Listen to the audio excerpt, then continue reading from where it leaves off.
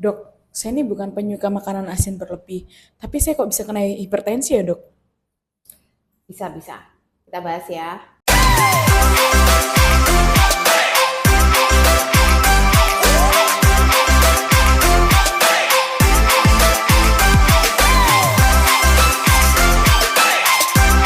Halo Nefro Friends, ada pertanyaan menarik tuh tadi. Ada orang yang dia itu bukan penyuka asin, bukan penyuka makanan asin gurih, tapi kok bisa kena hipertensi? Nah, ini mungkin pertanyaan dari beberapa Nefro Friends juga ya, atau mungkin ada keluarga Nefro Friends yang juga mengalami hal yang sama.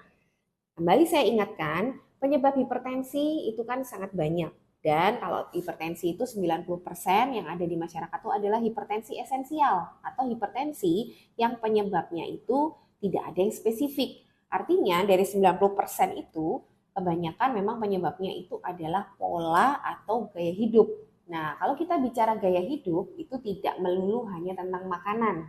Jadi, mungkin ada Nefrofriends atau teman Nefrofriends atau keluarga Nefrofriends yang tidak suka makan asin. Memang betul salah satu faktor yang berhubungan atau terbukti berhubungan dengan adanya kejadian hipertensi itu adalah sensitivitas terhadap garam. Jadi ada beberapa orang tertentu yang memiliki gen khusus di mana gen itu dibawa seumur hidupnya, dia lebih sensitif terhadap garam. Jadi konsumsi garam atau gurih-gurih yang segini misalnya satu porsi tertentu untuk orang ini sudah bisa menyebabkan hipertensi dibanding orang lainnya. Tapi lagi-lagi kalau gaya hidup tadi yang saya katakan, gaya hidup itu tidak hanya disebabkan atau tidak aja dipengaruhi oleh yang namanya sensitivitas terhadap garam.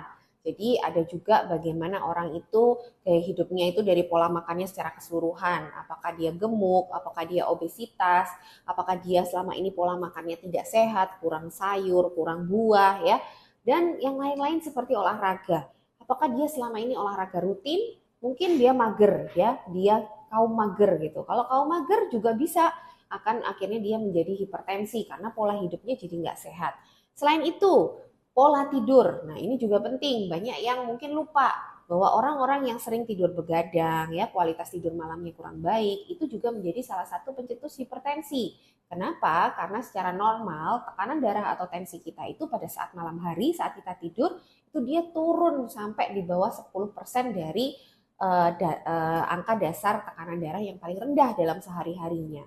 Tapi kalau kita tidak tidur, maka dia nggak turun tensinya. Jadi dia bisa naik ya ambang batasnya dan menjadi hipertensi. Bisa juga. Atau dia punya kebiasaan ngorok. Mungkin karena gemuk, lehernya besar ya. Dia akhirnya sering ngorok. Nah ngorok itu dalam jangka panjang juga akan bisa mencetuskan yang namanya hipertensi. Nggak cuma itu lagi. Ada lagi kebiasaan merokok atau minum alkohol. Itu adalah kebiasaan-kebiasaan menumpuk radikal bebas di dalam tubuh. Jadi kebiasaan-kebiasaan itu juga bisa.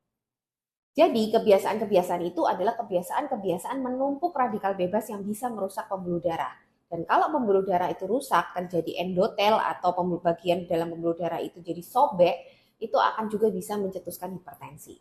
Jadi, Friends, ingat ya, hipertensi itu tidak hanya disebabkan oleh masalah makan makanan yang asin atau gurih. Jadi kalian harus melihat secara keseluruhan bagaimana gaya hidup dan pola hidup kalian. Jadi kalau masih hipertensi, sebetulnya untuk mencegah hipertensi, lakukan gaya hidup sehat secara menyeluruh. Oh ya, tadi kurang satu, lupa.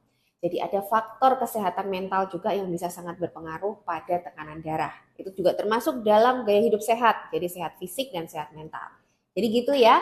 Kalau misalnya belum hipertensi, pencegahannya adalah lakukan gaya hidup sehat secara menyeluruh, tidak hanya menghindari makanan asin atau gurih. Tapi kalau sudah hipertensi, tetap juga sama, semuanya harus dibikin sehat juga. Pola hidupnya, pola makannya, semua juga harus sehat dan tetap juga harus menghindari makanan-makanan gurih atau asin.